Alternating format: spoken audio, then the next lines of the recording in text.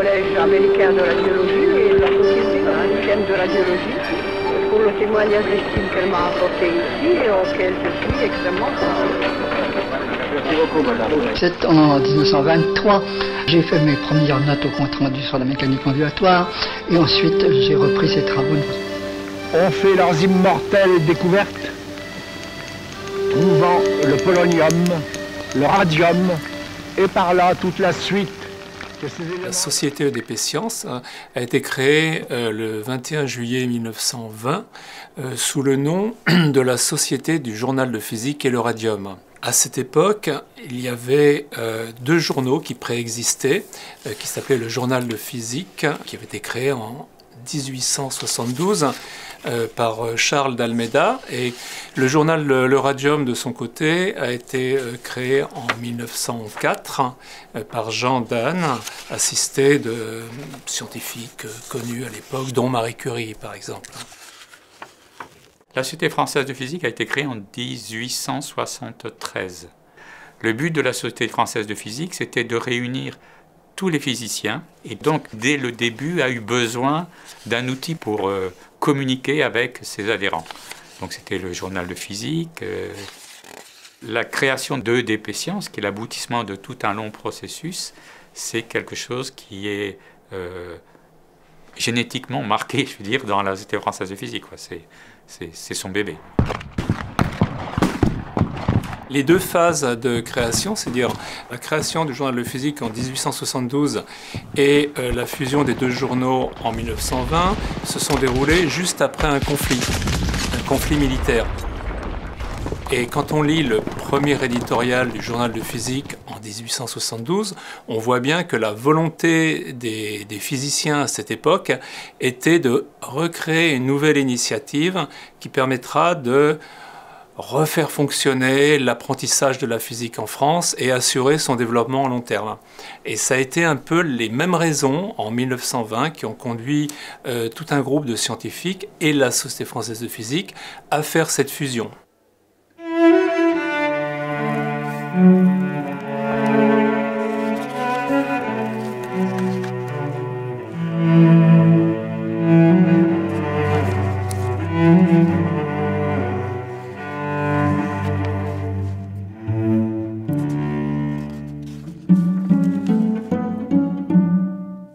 La société a été créée donc à la fois pour une bonne partie par la Société française de physique, mais aussi par plus de 100 personnalités de l'époque.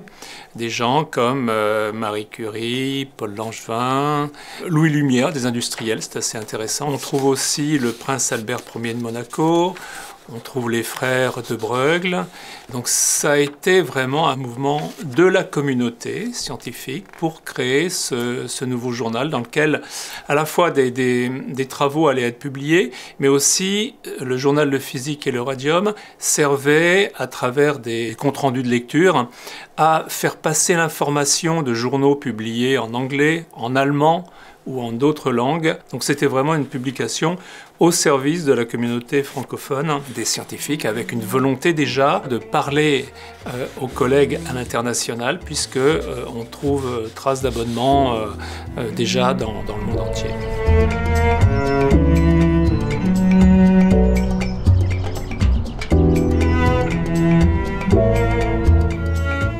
EDP Sciences a été pionnier en électronique puisqu'on a eu notre premier site web en 1995, donc l'année où je suis arrivée à EDP Sciences, justement, ça correspondait. Et donc depuis lors, on a cessé d'améliorer tous les services en ligne, aussi bien pour les revues que maintenant pour les livres, parce qu'on les trouve aussi les livres en numérique. Je suis l'éditrice depuis plus de 30 ans de la collection Savoirs Actuels, qui est coéditée par maintenant EDP Sciences et le CNRS, et qui a démarré à l'époque où EDP Sciences s'appelait Édition de physique. Cette collection, elle est destinée à produire des ouvrages de référence pour diffuser les connaissances de fond. Le public est plutôt les chercheurs débutants et des étudiants. Mon idée, initialement, puis je n'ai pas tellement changé d'avis, est que c'est bien d'écrire dans sa langue, même à haut niveau, parce que on s'exprime plus élégalement, malgré tout, même si on parle bien anglais. Et puis, la deuxième raison est que on a le besoin d'écrire la science en français, sinon on va perdre les mots pour le dire. Néanmoins, il y a de plus en plus d'auteurs qui voudraient être publiés en anglais, ce que je comprends très bien. Et donc, je dois dire que tous ces livres sont maintenant, sans exception, une version anglaise. Pour les articles scientifiques, la version papier, c'est complètement dépassé. Hein. Donc de temps en temps, j'imprime des bouts d'articles pour travailler dessus, parce que c'est peut-être plus pratique de gribouiller, mais le futur des publications scientifiques, c'est quand même Internet. Et je dirais même que c'est même plutôt les archives ouvertes. Hein.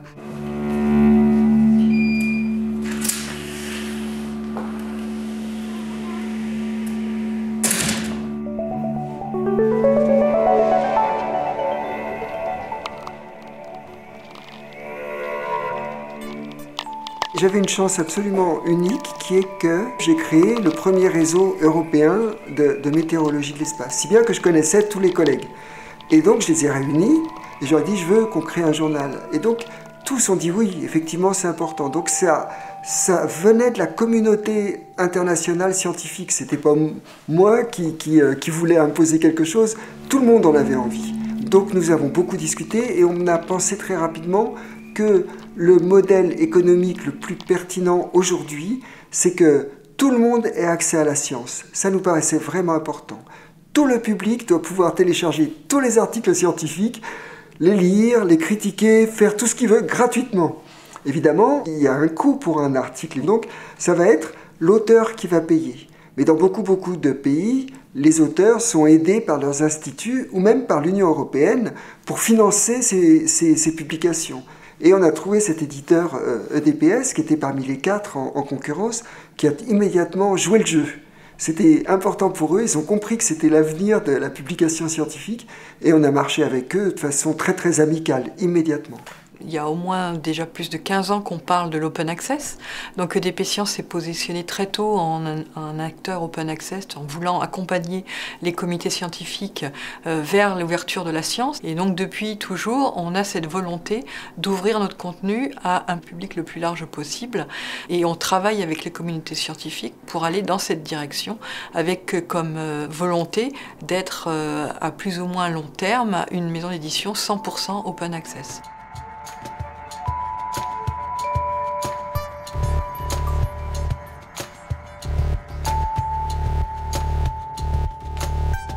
On souhaite aussi accompagner les auteurs vers la publication de leurs données, parce que c'est important de pouvoir faire de la reproduction des résultats de la recherche. Donc on les accompagne aussi pour qu'ils déposent leurs données dans les différentes bases de données, pour que les référés puissent aussi vérifier l'intégralité des résultats.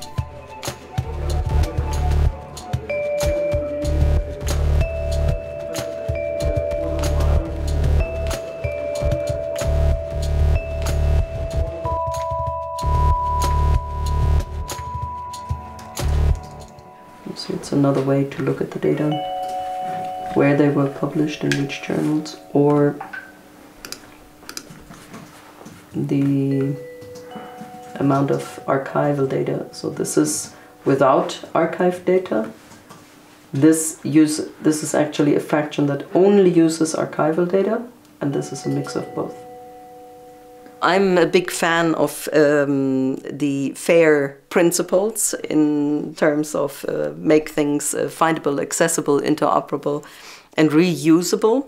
And I would like to see these principles being applied widely also in publishing. So this goes for scientists and access to their data, of course, but also for the publishers, because this would also vastly inspire trust in them. If, you know, the large ones perhaps have damaged that a little bit, I think it would be very good to have this transparency.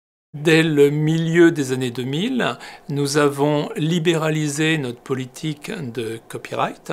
Et là où les grands éditeurs interdisaient la reproduction sur le site des auteurs de leurs articles, la publication donc de la version éditeur ou de leurs institutions, nous l'avons autorisé très tôt. Alors, c'est pas non plus innocent. C'est-à-dire que ma conception de la chose, c'est de dire que dans tous les cas, plus un article bien présenté avec la référence précise pour sa citation, plus il peut être diffusé, atomisé, mis quelque part, etc., plus statistiquement, il a de chances d'être cité. Et notre jeu dans l'édition scientifique, c'est que les articles soient cités pour que la revue ait un bon facteur d'impact, attire ensuite des bons auteurs et que ça crée une spirale positive. Voilà. Donc ça rentrait tout à fait dans cette logique et je pense que ça a fonctionné puisque toutes ces années après, ça fonctionne encore et que notre image de marque est excellente. La recherche, elle se nourrit du fait que l'on puisse échanger les résultats de la recherche avec d'autres. Et des idées de recherche ou la critique des publications fait avancer la science. Donc, les pouvoirs publics en face sont conscients de cette nécessité de favoriser la diffusion la plus large possible des résultats de la recherche, mais ils n'ont pas toujours les moyens de leur ambition. Parce que pour lutter contre les éditeurs privés, il faudrait certainement beaucoup d'argent. In my view, a more collaborative effort would be highly desirable. I'm not saying that no money can be spent on publishing. Of course it is, and it has to, and it will. But I see publishers, librarians, scientists, funders as partners. So my idea would be to have a very open and transparent and partnership-like approach where we all have our defined roles, but without, let's say, the vast profits that are currently being made in some of the publishing areas where the scientists and other community members give a lot of effort, but the benefits go to somewhere else. Having a publisher who is responsive, fast, dependable, this is really crucial for the journal. And EDP Sciences turned out to be such a publisher. When we moved to them in 2000, that was, they put a large team of people at the disposal of the journal, and they also had excellent suggestions on how to improve the journal. For example, put a picture on the cover. This sounds, you know, small detail, but it has a huge effect in the community because people want their picture to be in the front of ANA. So they make better pictures, they send us their best stuff, and that's how it works.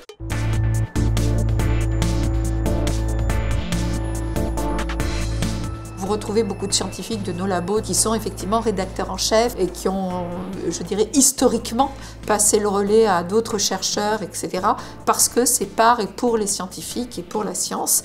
Et je pense que sur ça, on partage les mêmes valeurs de pouvoir expérimenter. La revue J3EA à l'époque en était, puisque c'est une revue à accès gratuit, en 2004 en ligne. On ne parlait pas encore autant de tout ce qui était open science et ouverture des données. Pour autant, on avait déjà, et EDP Sciences a pris le risque, je dirais, sans notion de rentabilité, puisqu'il n'y avait pas du tout ça derrière, mais c'était aussi une vitrine de pouvoir montrer les outils et ce que pouvait apporter un éditeur à la communauté scientifique pour diffuser la science, diffuser les sciences et de façon partagée. Et je crois que c'est fondamental, cette ouverture et cet équilibre que l'on trouve entre un éditeur et notre mission de service public à l'université avec par et pour les scientifiques.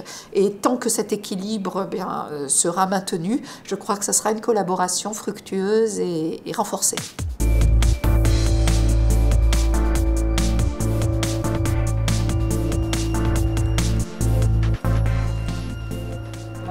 the background is well explained. Yeah. They show us a great need. I like that the knowledge that the abstract and title have really big impact and they are really important, and that's one of the most important things which we should pay attention, that to grab people to our articles. So probably that. First, I'd say in general it's just way too short and it's missing depth in every. For EDP Sciences, it's a new activity to teach the younger generation how to write papers correctly, because this is something that all publishers are confronted with, that they see an increase in the number of articles submitted, and we only have, with limited resources, the editors are limited, there's a lot less peer reviewers accepting to review papers, so we're trying to get the new generation to know how to submit a paper that is already in a good condition, so that a lot less work is needed after to revise the paper, and it gives them a better chance to have good publications faster and to further their career.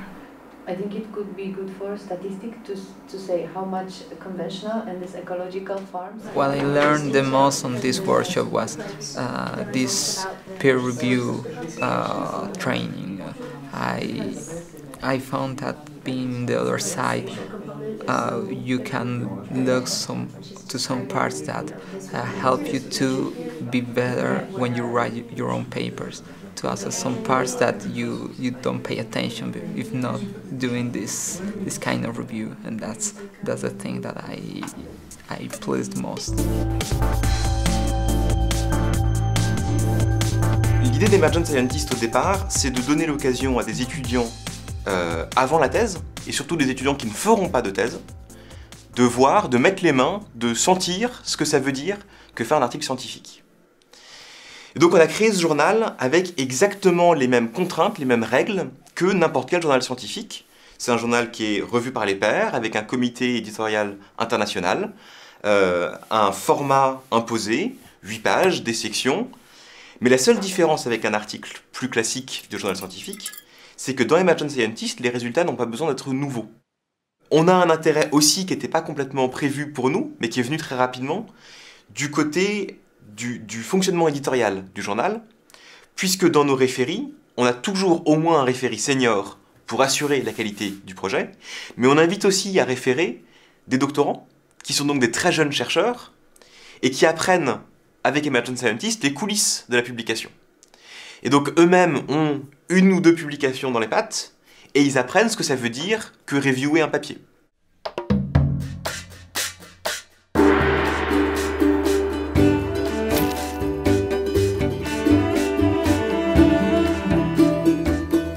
En 2015, nous avons organisé des réunions pour réfléchir à la stratégie de l'entreprise pour la décennie à venir. Et la seule zone qui m'a paru intéressante à explorer pour le développement, c'était la Chine. Tout le monde a été d'accord pour dire que c'était une solution qui paraissait assez naturelle, même si n'était pas évidente du tout, parce que partir en Chine comme ça, pour moi, c'était pas naturel. Mais malgré tout, on a su trouver 2 consultants qui nous ont ouvert des portes là-bas. Et on a commencé à prospecter à partir de mi-2016. Et ça a marché. On a rencontré des dizaines d'éditeurs, laboratoires, universités. Et notre histoire a plu, et en même temps, ça a rencontré la vision à long terme d'un éditeur chinois. Cet éditeur chinois a souhaité interroger les actionnaires pour savoir si nous pourrions être à vendre.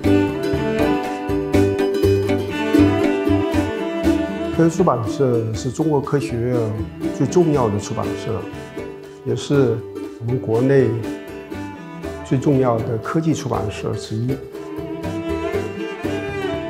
作为中国最大的、最权威的综合性科技出版机构，那么我们科学出版社呢，与国内的科研工作者呢一直保持着紧密的联系。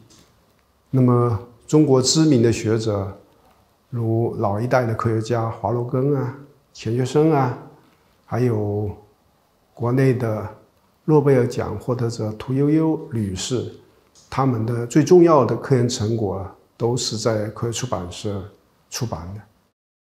科学出版社呢，应该呢最早在国际化运作方面的一个出版社之一。